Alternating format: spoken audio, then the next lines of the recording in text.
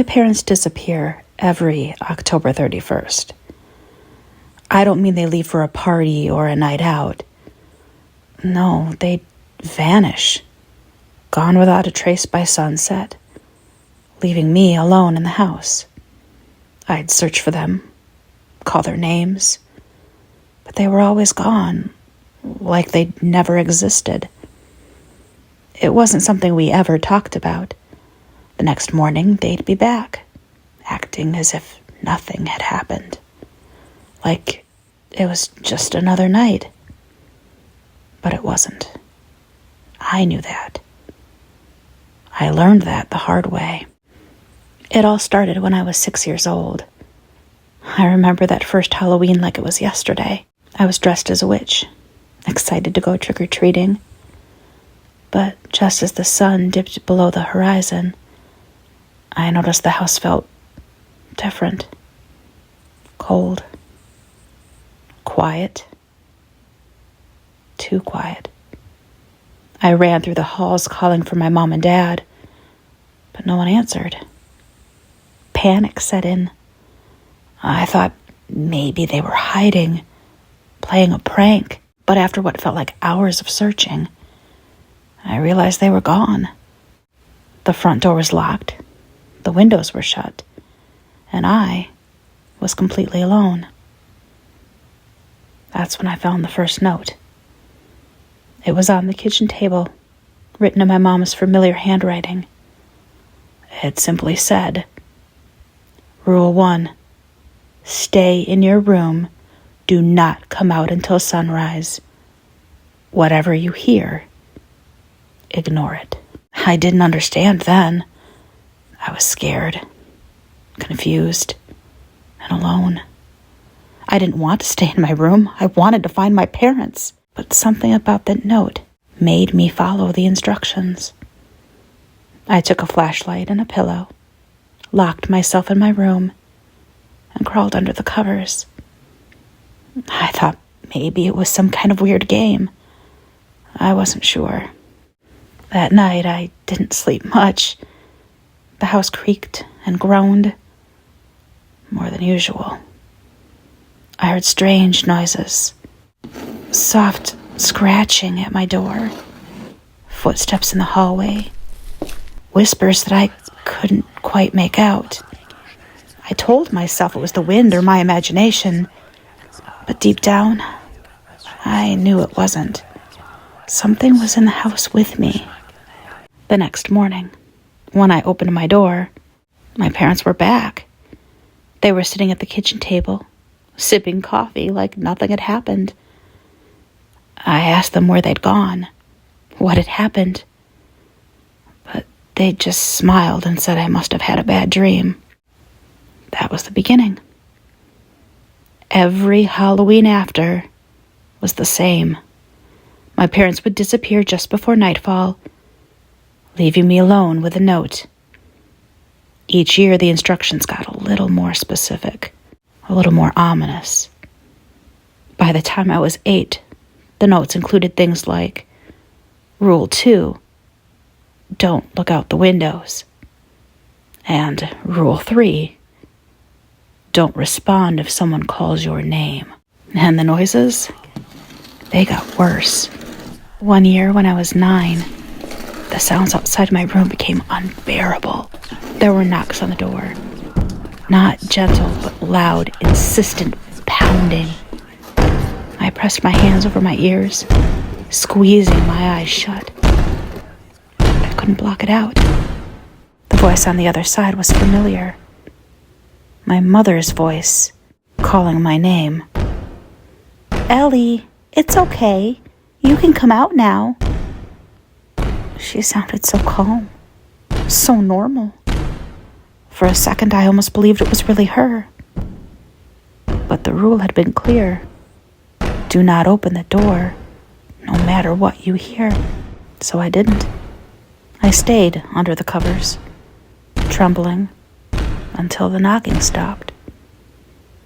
I never told my parents about the voice, and they never asked. The years passed, and the game continued. It became a twisted Halloween tradition.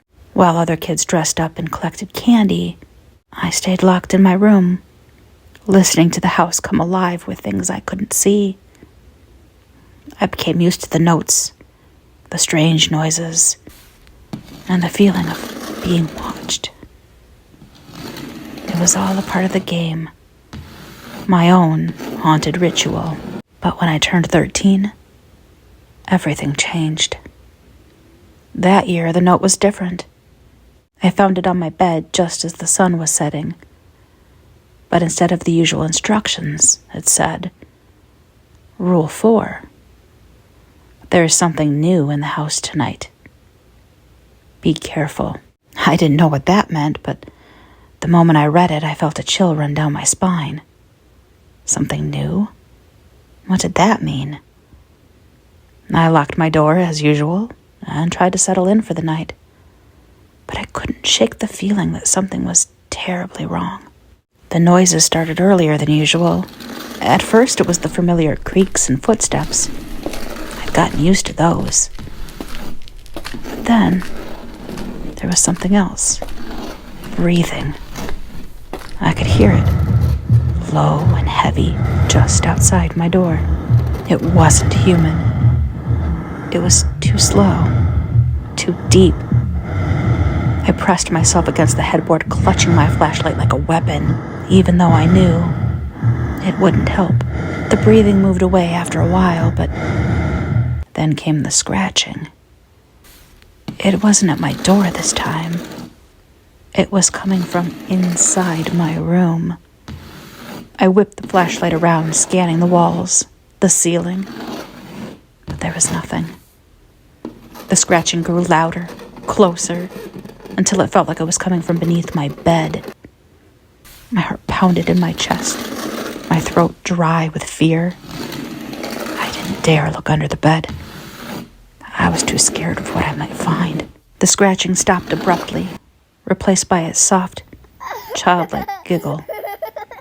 The sound of it froze the blood in my veins. It wasn't me. It wasn't my parents. Something was in the room with me.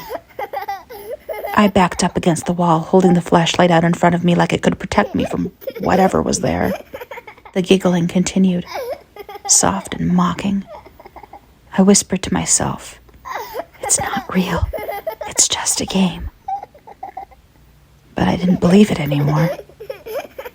Suddenly there was a loud bang on the door. The whole room seemed to shake with the force of it. I dropped the flashlight, plunging myself into darkness. The breathing was back, but this time it was right outside my door. Another hit. The door shuddered. The lock rattled. Whatever was out there was trying to get in. I scrambled to pick up the flashlight, but my hands were shaking so badly I couldn't hold it. The banging grew more violent, each hit sounding like the door was about to give in. And then, just as suddenly as it started, it stopped. Silence. Pure, deafening silence. I held my breath, waiting, listening for any sign of movement. Then the voice returned, soft and sweet, like honey. "Ellie, it's okay. You can come out now." It was my mother's voice again, but this time I knew it wasn't her. I didn't answer. I didn't move. I just sat there, frozen in fear, praying for the night to end. The voice called out again, more insistent this time. "Ellie, don't be scared. It's just a game." My hands were trembling and I could barely hold on to the flashlight. The voice kept calling, but I stayed silent. I knew the rules. I knew I couldn't open the door. But then, something strange happened. The door, it began to unlock. I heard the soft click of the lock turning and the handle slowly twisted. "No," I whispered, pressing myself further against the wall, willing the door to stay shut. But it was too late. The door creaked open, just a crack. but enough for me to see a shadow in the hallway. Something tall and thin, its limbs too long, its fingers clawed. It wasn't my mother. The creature stood in the doorway, unmoving, watching me. I could feel its eyes on me, even though I couldn't see its face. My heart was pounding in my chest, and I felt like I might pass out. And then, just as it stepped forward, the first rays of sunlight crept through the window. The creature recoiled, hissing like an animal, and within seconds, it was gone. The door slammed shut, and the house was quiet again. I didn't leave my room until the sun was fully up. When I finally opened the door, the house was just as it had been the night before. Silent, empty, as if nothing had happened. My parents were back, sitting at the kitchen table, drinking coffee like they always did. I stumbled in, shaken and pale, and I told them everything. The creature, the scratching, the voice that wasn't my mother's. They just looked at me, exchanged glances, and then my dad laughed softly. "You must have had a bad dream," he said, shaking his head. "Nothing like that happened, Ellie. It was just your imagination." My mom smiled that same strange smile and added, "You're safe now. It's over." But I knew better. I knew it wasn't just a dream.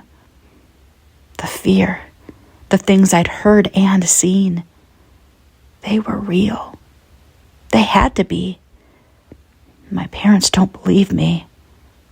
They never did.